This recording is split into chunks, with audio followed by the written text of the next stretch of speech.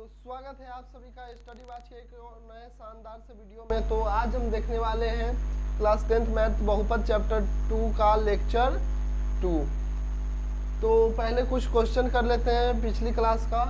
तो कुछ क्वेश्चन है, निम्नलिखित में कौन बहुपद है? निम्नलिखित में कौन बहुपद है? तो रूट अंडर 8x। तो रूट अंडर 8x का हम लोगों ने क्या देखा था, इसका क्या हो जाएगा, रूट 8/x²। रूट हटेगा तो x के हाफ आ जाएगा। तो हमने क्या पढ़ा था, चर का घातांक हमेशा पूर्ण होना चाहिए। तो ये पूर्ण नहीं है इसलिए ये नहीं होगा, ये हाँ ये बहुपद है।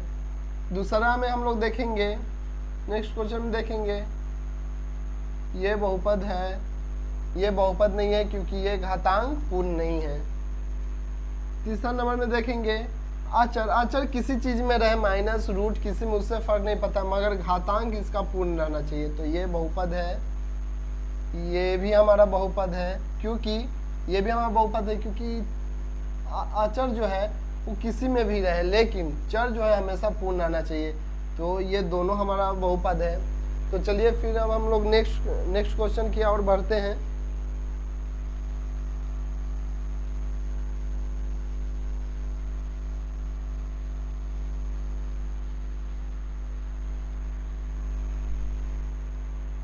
अब हम लोग देखेंगे बहुपद का शून्यक। बहुपद का शून्यक क्या होता है? बहुपद का शून्यक क्या होता है? बहुपद का शून्यक क्या होता है? जैसे ये कोई क्वेश्चन है, x² 7x प्लस -14, ये मान लीजिए एक बहुपद है। अब बहुपद में कोई x का मान ऐसा कुछ रखना है जिससे इसका मान शून्यक हो जाए। मान लीजिए x का मान हम लोग 1 रखते हैं, x का मान 1 रखते हैं, तो px = 7x - 14। तो x की जगह क्या रखना है, हम लोग x की जगह 1 रखना है। तो 7 × 1 - 14, तो 7 - 14 - 7 आंसर। तो x के मान 1 रखने पे -7 आ रहा है। पर ऐसा कोई तो क्वेश्चन होगा, ऐसा कोई तो नंबर होगा क्वेश्चन में, बहुपद में ऐसा कोई तो x का मान होगा जिससे बहुपद का मान शून्य हो जाए। अगर हम लोग यहाँ 3 रखें, x का मान 3 रख दें, x का मान अगर 3 रख दे तो 7 × 3 = 21 - 14, 4 में से 1 3 और 2 में से 1 तो 1 13 आंसर आ जाएगा। लेकिन अब हम लोग देखेंगे कोई तो एक ऐसा मान होगा जिससे बहुपद का मान शून्य का जाए, बहुपद का मान शून्य का जाए। तो x की जगह हम लोग 2 रखें, तो p और x का मान 2, तो 7 × 2 - 14, 7 × 2 = 14 - 14 0, ये 0। मगर x का मान 2 रखे तो वो 0 आएगा बहुपद का, यानी यही बहुपद का शून्यक है 2। क्या है? बहुपद का मान है शून्यक 2। अब हम लोग देखेंगे बहुपद का शून्यक, अब हम लोग देख लिए। अब हम लोग देखेंगे बहुपद का शून्य का ज्यामितीय रूल, बहुपद के शून्य का ज्यामितीय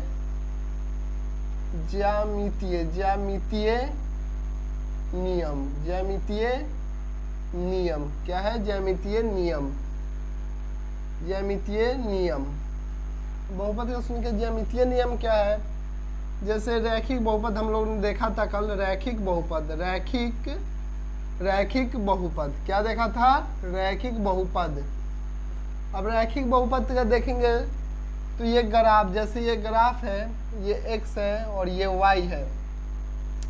तो रैखिक बहुपद जिसका ax + b, ये क्या है हमारा? रैखिक बहुपद। क्या है? रैखिक बहुपद। तो रैखिक बहुपद का ये, जैसे ये कोई नंबर 1 2 किसी भी नंबर पे ये काटे, किसी पे भी अगर ये काटे, जैसे रैखिक बहुपद का रेखाखंड हमेशा एक अक्ष को एक ही बार में घाट सकता है, यानी इसका शून्यक एक ही होगा। कहीं भी काटेगा रैखिक बहुपद जो है इसका शून्यक अगर कहीं भी किसी भी हाल में अगर हम लोग काट दें किसी भी हाल में हम लोग काटें तो इसका जो शून्यक होगा x अक्ष को एक ही बार काटेगा। क्या करेगा? x अक्ष को एक ही बार काटेगा। ये किधर से ऐसे काटे, ऐसे काटे, ऐसे ऐसे कहीं से भी हम लोग काट के देखें तो x अक्ष को वो एक ही बार काटेगा, एक से ज़्यादा नहीं। तो हम लोग लिखेंगे रैखिक बहुपद केवल रैखिक बहुपद का रैखिक बहुपद का शून्यक एक ही होगा। रैखिक बहुपद का शून्यक हम लोग काटेंगे तो हमेशा एक ही, अगर किसी बिंदु पे काट रहा है तो एक ही बार काटेगा। अब हम लोग देखेंगे द्विघात बहुपद क्या होता है। क्या देखेंगे? द्विघात बहुपद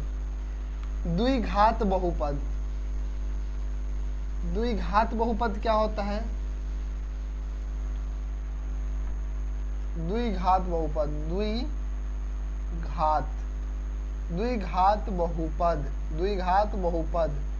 अब द्विघात बहुपद क्या है भाई? परवलय। इसे क्या कहते हैं? परवलय। इसे हम लोग क्या पढ़ेंगे? परवलय। परवलय क्या है? परवलय का साइन ऐसे होता है, ऐसे। तो ये ग्राफ है, x है, ये y है। ये क्या है? x है और y है। x और y है। अब इसे कहीं भी काटेगा तो ये जो है काटा, इसे द्विघात बहुपद का रेखाखंड ऐसे ही होता है। द्विघात बहुपद का रेखाखंड ऐसे ही होता है। द्विघात का बहुपद का रेखाखंड ऐसे ही होता है। द्विघात का बहुपद का रेखाखंड ऐसे ही होता है। तो इसका शून्य कितना है? 1 है, 2 है। मतलब इसका शून्यक 2 ही होगा। जैसे ये ax square plus bx plus c, ये क्या है? द्विघात बहुपद। तो x अक्ष का, इसका रेखाखंड का x अक्ष पे एक ही बार काटेगा। क्या काटेगा? इसका शून्यक 2 हो गया। ये द्विघात बहुपद हमेशा 2 बार, मैक्सिमम ज़्यादातर 2 बार काट सकता है एक रेखाखंड को, एक अक्ष को। हम किसी भी तरह और भी उदाहरण देख लेते हैं काट कर। और ये हम लोग ले लिए, अब इसको हम लोग काटेंगे। अगर ऐसे काटें तो ये 1 बार काट रहा है। अगर हम लोग ऐसे देखें तो ये 2 बार काट रहा है। मतलब किसी भी तरह ज़्यादा से ज़्यादा 2 ही बार काट सकता है, उससे ज़्यादा नहीं काटेगा। और भी है, जैसे अगर हम लोग ऐसे रख ले तो एक अक्ष को ये काट ही नहीं रहा है। क्या कर रहा है? एक अक्ष को ये काट ही नहीं रहा है। क्या कर रहा है? एक अक्ष को ये काट ही नहीं रहा है। तो ये क्या है? ज़्यादा से ज़्यादा कितना बार काट सकता है? 2 बार काटेगा। कितने बार काटेगा? 2 बार। अब हम लोग देखेंगे त्रिघात बहुपद। त्रिघात बहुपद क्या होता है? अब हम लोग वो देखेंगे। ये ऐसे ग्राफ क्वेश्चन आप लोगों को नहीं बताएगा सिद्ध करने के लिए, लेकिन ये जानने में क्या दिक्कत है, जान लेते हैं हम लोग। त्रिघात बहुपद, त्रिघात बहुपद क्या है? ax³ plus bx square plus cx plus d। ये हमारा त्रिघात बहुपद। त्रिघात बहुपद में क्या है? त्रिघात बहुपद में हम लोगों का क्या होगा? त्रिघात बहुपद का है, देखिए आराम से पढ़ेंगे, हमारा सिलेबस आराम से कंप्लीट होगा। आराम से एकदम बेसिक से पढ़ेंगे, थोड़ा पढ़ेंगे मगर समझ के पढ़ेंगे। त्रिघात बहुपद क्या है? त्रिघात बहुपद में हमारा इसका भी कई कंडीशन होगा। जैसे त्रिघात बहुपद का हो जाएगा, इसका रेखाखंड कितने अक्ष पे काट रहा है? मतलब 3 बार, x है, y है। तो x अक्ष को ये कितनी बार मैक्सिमम काट सकता है? 3 बार कर सकता है। x अक्ष को मैक्सिमम बार कितने बार कर सकता है बताओ? मैक्सिमम 3 बार। अगर हम लोग ऐसे बनाए तो कितनी बार काट रहा है? इसका 1 है, 2 है, 3 है। मतलब x अक्ष को ये मैक्सिमम कितनी बार काट सकता है? तो 3 बार काट सकता है। कितनी बार काट सकता है? तो 3 बार मैक्सिमम ये 3 बार ही काट सकता है। इससे आप लोगों का एक नंबर सिद्ध हो गया। ऑब्जेक्टिव में 1 नंबर की एग्जाम में ये पूछ देता है। इससे आप लोग बता देंगे रैखिक बहुपद में कितनी बार काटता है? तो 1 बार काटता है। द्विघात बहुपद में कितनी बार काटेगा? तो 2 बार। और त्रिघात बहुपद में कितनी बार काटेगा? तो 3 बार। समझ गया? क्लियर हुआ? समझ में आ गया? अब कुछ क्वेश्चन देखेंगे। अब हम लोग इसमें से कुछ क्वेश्चन देखेंगे।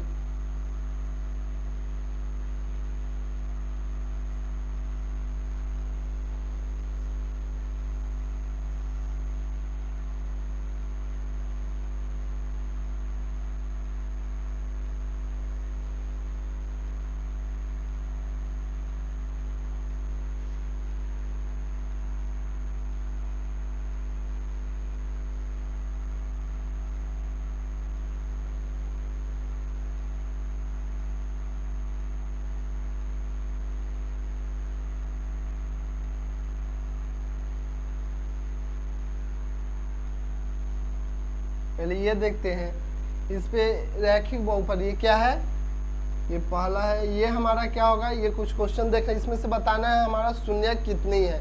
ये क्या है, रैखिक बहुपद है। रैखिक बहुपद ये कितने, इसका शून्य कितना है, तो इसका शून्य 1 है। क्या है, x अक्ष को ये कितनी बार काट रहा है, 1 बार, तो ये इसका शून्य 1 होगा। y x ये द्विघात, ये त्रिघात बहुपद है। ये क्या है, त्रिघात बहुपद है। तो इसका शून्य कितना होगा, तो ये है 1, ये 2, ये 3, इसका शून्य कितना है, 3। कितना है, 3। अब इसमें देखेंगे इसका शून्य क्या है, ये क्या है, इसका प्रबलय मतलब द्विघात बहुपद। तो इसका शून्य क्या होगा, तो इसका शून्य 0 होगा, यानी इसका शून्य 0, क्योंकि ये एक अक्ष को बिल्कुल भी टच भी नहीं कर रहा है, इसलिए इसका शून्य 0 होगा।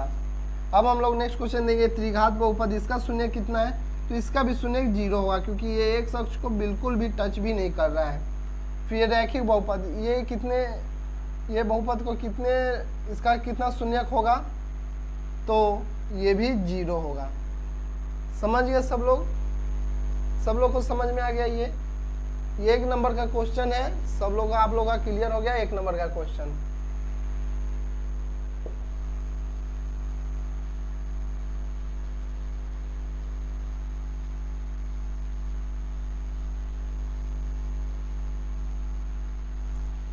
इसमें कुछ कंडीशन था, जैसे हम लोग रैखिक बहुपद था, इसका हम लोग बनाते थे x equal minus B, x equal minus B by A. ये क्या है, बहुपद का, रैखिक बहुपद का हम लोग योग निकालते थे, तो इसका फार्मूला का यूज करते थे हम लोग। अगर रैखिक बहुपद का गुणज हम लोग निकालते थे, रैखिक बहुपद का गुणज निकालते थे, द्विघात बहुपद का गुणज, तो ax, तो इसका फार्मूला आ जाता था, एक फार्मूला है c/a, ये बहुपद का गुणज निकलता है, ये फार्मूला है। तो आज इतना ही जानकारी देना था, तो फिर नेक्स्ट क्लास में हम लोग मिलते हैं, तब तक के लिए बाय बाय।